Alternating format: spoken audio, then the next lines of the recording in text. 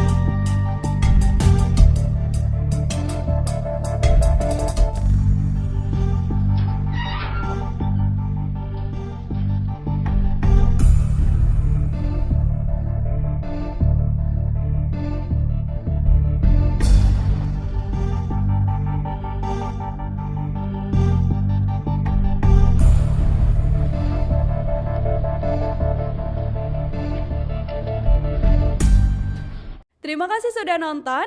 Jangan lupa like, subscribe, dan share ya.